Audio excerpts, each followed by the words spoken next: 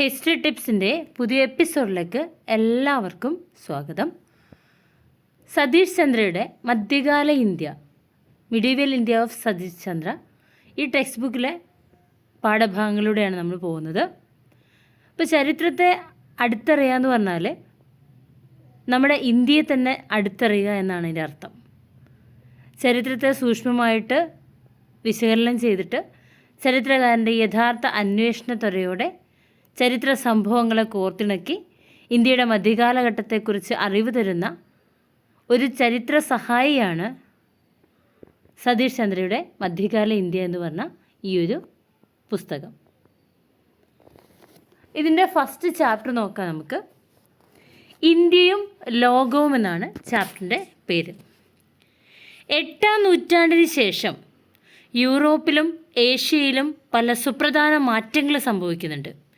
ഈ മാറ്റങ്ങൾ യൂറോപ്പും ഏഷ്യയും തമ്മിലുള്ള ബന്ധത്തിൽ നിർണായകമായ സ്വാധീനം ചെലുത്തി എന്ന് മാത്രമല്ല, ഇന്ത്യൻ ജനതയുടെ ചിന്താധാരയിലും ജീവിത രീതിയിലും വലിയ പരിവർത്തനമുണ്ടാക്കുകയും ചെയ്തിട്ടുണ്ട്. ഇന്ത്യക്ക് റോമൻ സാമ്രാജ്യവുമായുണ്ടായിരുന്ന വിപുലമായ കച്ചവട ബന്ധങ്ങൾ മൂലം ഈ സംഭവങ്ങൾ ഇന്ത്യയിലും വ്യാപകമായ മാറ്റങ്ങൾക്ക് കാരണമായിട്ടുണ്ട്. അപ്പോൾ 8ാം നൂറ്റാണ്ടിന് ശേഷം യൂറോപ്പിലും ഏഷ്യയിലും പല സുപ്രധാനമായ മാറ്റങ്ങളുണ്ടായി. ഈ മാറ്റങ്ങൾ യൂറോപ്പും ഏഷ്യയും തമ്മിലുള്ള ബന്ധത്തിൽ സ്വാധീനം ചെലുത്തി. മാത്രമല്ല, ഇന്ത്യൻ ജനതയുടെ ചിന്താധാരയിലും ജീവിത രീതിയിലും വലിയ വലിയ മാറ്റങ്ങൾ സംഭവിച്ചു. ഇന്ത്യക്ക് റോമൻ സാമ്രാജ്യവുമായുണ്ടായിരുന്ന വിപുലമായ കച്ചവട ബന്ധങ്ങൾ മൂലം ഈ സംഭവങ്ങൾ ഇന്ത്യയിലും വ്യാപകമായ മാറ്റങ്ങൾക്ക് കാരണമായിട്ടുണ്ട്. ഇനി യൂറോപ്പിലുണ്ടായ മാറ്റം എന്താണെന്ന് നോക്കാം. 6ാം നൂറ്റാണ്ടിൻ്റെ 3ാം പാദത്തോടെ യൂറോപ്പിലെ മഹത്തായ റോമാ സാമ്രാജ്യം രണ്ടായിട്ട് പിളർന്നു. 6ാം നൂറ്റാണ്ടിൽ എന്തുണ്ടായത്? യൂറോപ്പിലെ മഹത്തായ റോമാ സാമ്രാജ്യം രണ്ടായിട്ട് വിഭജിക്കപ്പെട്ടു. റോം തലസ്ഥാനമായ പടിഞ്ഞാറൻ ഭാഗം റഷ്യയുടെയും ജർമ്മനിയുടെയും ഭാഗത്തു നിന്ന് വന്ന സ്ലാവ് ജർമാനിക് ഗോത്രങ്ങൾ കൈയടക്കി.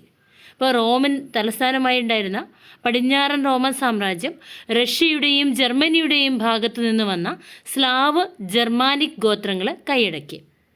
പുരാതന റോമൻ സാമ്രാജ്യത്തിൻ്റെ അതിർത്തികൾ ആക്രമിച്ചും അതിക്രമിച്ച് കയറിയും പല തരംഗങ്ങളായിട്ട് ഈ ഗോത്രങ്ങൾ വന്നു കയറി. എന്നാൽ കാലക്രമത്തിൽ ഈ ഗോത്രക്കാർ യൂറോപ്പിൻ്റെ വിവിധ പ്രദേശങ്ങളിൽ സ്ഥിരതാമസമാക്കുകയും അവിടുത്തെ പഴയ ജനസമൂഹങ്ങളുടെ സ്വഭാവത്തിലും ഭാഷയിലും സർക്കാർ സംവിധാനങ്ങളിലും വലിയ വലിയ മാറ്റങ്ങൾ കൊണ്ടുവരികയും ചെയ്തു. അപ്പോൾ ഇങ്ങനെ ഇരച്ചു കയറിയ ഈ ഗോത്രങ്ങൾ കാലക്രമത്തിൽ യൂറോപ്പിൻ്റെ വിവിധ പ്രദേശങ്ങളിൽ അവർ സ്ഥിരതാമസമാക്കി അവിടുത്തെ പഴയ ജനസമൂഹങ്ങളുടെ സ്വഭാവങ്ങളിലും ഭാഷയിലും സർക്കാർ സംവിധാനത്തിലും വലിയ മാറ്റങ്ങളുണ്ടാക്കി. പ്രാദേശിക ജനതയുമായുള്ള ഗോത്രവർഗ്ഗക്കാരുടെ സങ്കലനത്തിൻ്റെ ഫലമായിട്ട് യൂറോപ്പിലെ പല ആധുനിക രാഷ്ട്രങ്ങളുടെയും അടിത്തറ പാകിയത് ഈ കാലഘട്ടത്തിലായിരുന്നു. പഴയ റോമൻ സാമ്രാജ്യത്തിൻ്റെ കിഴക്കൻ മേഖലയിലൂടെ തലസ്ഥാനം കോൺസ്റ്റാന്റിനോപ്പിൾ ആയിരുന്നു. ഇതിൽ കിഴക്കൻ യൂറോപ്പിൻ്റെ മിക്കവാറും ഭാഗങ്ങളും ആധുനിക തുർക്കി, സിറിയ, വടക്കൻ ആഫ്രിക്ക എന്നീ ഭാഗങ്ങളും ഉൾപ്പെട്ടതായിരുന്നു. അപ്പോൾ ഇവിടെ നമ്മൾ പറഞ്ഞത് പ്രാദേശിക ജനതയുമായുള്ള ഈ കുടിയേറിയ ഗോത്രവർഗ്ഗക്കാരുടെ സങ്കലനത്തിൻ്റെ ഫലമായിട്ട് യൂറോപ്പിലെ പല ആധുനിക രാഷ്ട്രങ്ങളുടെയും അടിത്തറ പാകി. പഴയ റോമൻ സാമ്രാജ്യത്തിൻ്റെ കിഴക്കൻ മേഖലയുടെ തലസ്ഥാനം ഏതായിരുന്നു? കോൺസ്റ്റാന്റിനോപ്പിൾ ആയിരുന്നു. ഇതിൽ കിഴക്കൻ യൂറോപ്പിൻ്റെ മിക്കവാറും ഭാഗങ്ങളും ആധുനിക തുർക്കി, സിറിയ, വടക്കൻ ആഫ്രിക്ക എന്നീ ഭാഗങ്ങളും ഉൾപ്പെട്ടതായിരുന്നു. ബൈസാന്റൈൻ സാമ്രാജ്യം എന്നറിയപ്പെട്ടിരുന്ന ഈ ഒരു സാമ്രാജ്യം ശക്തമായ രാജാധികാരവും കേന്ദ്രീയ ഭരണവുമൊക്കെ ഉള്ള ഒരു പഴയ റോമൻ സാമ്രാജ്യത്തിൻ്റെ പല പാരമ്പര്യങ്ങളും ഉൾക്കൊണ്ട ഒരു പ്രദേശമായിരുന്നു, ഒരു സാമ്രാജ്യമായിരുന്നു. എന്നാൽ വിശ്വാസങ്ങളിലും ആചാരങ്ങളിലും റോം ആസ്ഥാനമായ പശ്ചിമ യൂറോപ്പിലെ കത്തോലിക്ക സഭയുമായി പല വ്യത്യാസങ്ങളും ഇതിനുണ്ടായിരുന്നു. കിഴക്കൻ സഭ ഗ്രീക്ക് ഓർത്തഡോക്സ് സഭ എന്ന പേരിൽ അറിയപ്പെട്ടു. അപ്പോൾ ഈ ഒരു പ്രദേശത്തിൻ്റെ പ്രത്യേകത എന്ന് പറഞ്ഞാൽ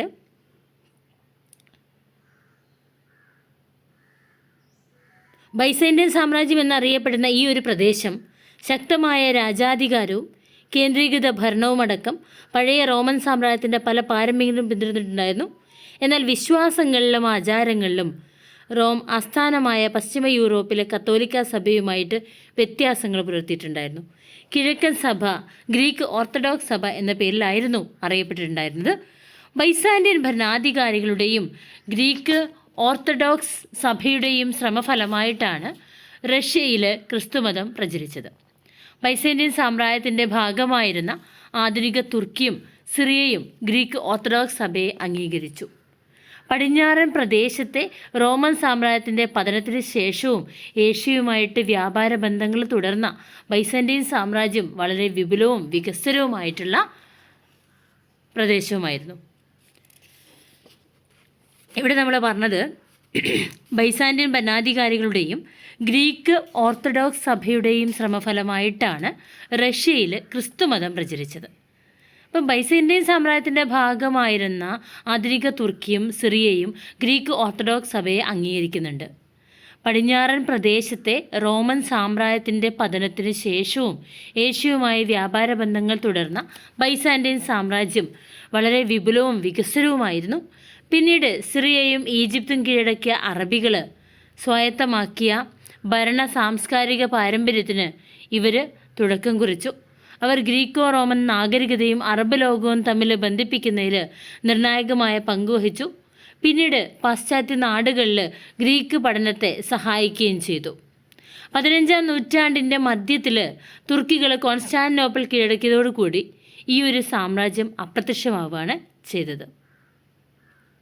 അപ്പോൾ ഇവിടെ നമ്മൾ പറഞ്ഞത് പടിഞ്ഞാറൻ പ്രദേശത്തെ റോമൻ സാമ്രാജ്യത്തിൻ്റെ പതനത്തിന് ശേഷവും ഏഷ്യയുമായി വ്യാപാര ബന്ധങ്ങൾ തുടർന്നിരുന്നു ഏത് ബൈസാന്റിയൻ സാമ്രാജ്യം.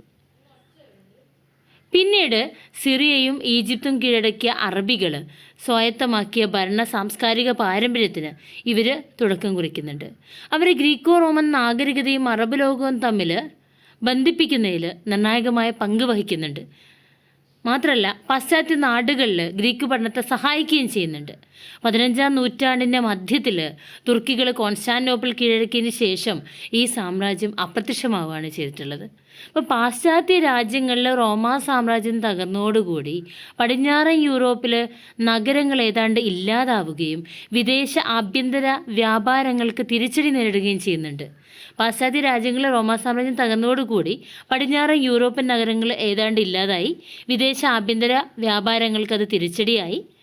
ചരിത്രകാരന്മാർ പശ്ചിമ യൂറോപ്പിലെ ഈ കാലഘട്ടത്തെ ഇരുണ്ട യുഗം എന്ന് വിശേഷിപ്പിക്കുന്നുണ്ട്. 10-ാം നൂറ്റാണ്ടോടുകൂടി വാണിജ്യവും നാഗരിക ജീവിതവും രണ്ടാമത് ഉയർന്നു വന്നു.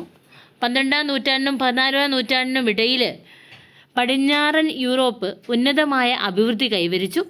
ശാസ്ത്ര സാങ്കേതിക വളർച്ചയും പട്ടണങ്ങളുടെ ആവിർഭാവവും ഇറ്റലിയിലെ പാദുവ, മിലാൻ തുടങ്ങിയ നഗരങ്ങളിൽ സർവകലാശാലകൾ ആരംഭിച്ചതുമൊക്കെ ഈ കാലഘട്ടത്തിലെ ശ്രദ്ധേയമായിട്ടുള്ള നേട്ടങ്ങളായിരുന്നു. ആധുനിക വിദ്യാഭ്യാസത്തിലും ആശയഗതിയിലും ഈ സർവകലാശാലകൾ നിർണായകമായ പങ്കുവഹിക്കുന്നുണ്ട്. നവോത്ഥാനത്തിനും ആധുനിക യൂറോപ്പിൻ്റെ ഉദയത്തിനും ഈ സർവകലാശാലകളുടെ പങ്ക് നമുക്ക് ഒഴിച്ചുകൂടാൻ പറ്റാത്തതാണ്. അപ്പോൾ നമ്മൾ പറഞ്ഞത് പാശ്ചാത്യ രാജ്യങ്ങളിലെ റോമാ സാമ്രാജ്യം തകർന്നതോടുകൂടി പടിഞ്ഞാറൻ യൂറോപ്യൻ നഗരങ്ങൾ ഏതാണ്ട് ഇല്ലാതാവുകയും വിദേശ ആഭ്യന്തര വ്യാപാരങ്ങൾക്ക് തിരിച്ചടി നേടുകയും ചെയ്തിട്ടുണ്ട്. ചരിത്രകാരന്മാർ പശ്ചിമ യൂറോപ്പിലെ ഈ കാലഘട്ടത്തെ ഇരുണ്ട യുഗമെന്ന് വിശേഷിപ്പിക്കുന്നു. 10-ാം നൂറ്റാണ്ടോടുകൂടി വാണിജ്യവും നാഗരിക ജീവിതവും പുനരുജ്ജീവിക്കപ്പെടുന്നുണ്ട്. 12-ാം നൂറ്റാണ്ടിനും 14-ാം നൂറ്റാണ്ടിനും ഇടയിൽ പടിഞ്ഞാറ് യൂറോപ്പ് ഉന്നതമായ അഭിവൃദ്ധി കൈവരിക്കുന്നുണ്ട്. ശാസ്ത്ര സാങ്കേതിക വളർച്ചയും പട്ടണങ്ങളുടെ ആവിർഭാവവും ഇറ്റലിയിൽ പാദുവ, മിലാൻ തുടങ്ങിയ നഗരങ്ങളിൽ സർവകലാശാലകൾ ആരംഭിച്ചതുമൊക്കെ ഈ കാലഘട്ടത്തിലെ ശ്രദ്ധേയമായിട്ടുള്ള നേട്ടങ്ങളായിരുന്നു. ആധുനിക വിദ്യാഭ്യാസത്തിലും ആശയഗതിയിലും ഈ സർവകലാശാലകൾ നിർണായകമായിട്ടുള്ള പങ്ക് വഹിക്കുന്നുണ്ട്. മാത്രമല്ല നവോത്ഥാനത്തിനും ആധുനിക യൂറോപ്പിൻ്റെ ഉദയത്തിനും ഈ സർവകലാശാലകളുടെ പങ്ക് നമുക്ക് ഒഴിച്ചുകൂടാൻ പറ്റാത്തതാണ്. ഇത്രയാണ് നമുക്ക് ഈ ഒരു ഭാഗത്ത് പറയാനുള്ളത്. ഇനി ജന്മിത്വത്തിൻ്റെ വളർച്ചയെക്കുറിച്ചാണ് അത് നമുക്ക് നെക്സ്റ്റ് വീഡിയോയിൽ നോക്കാം. Okay, thank you.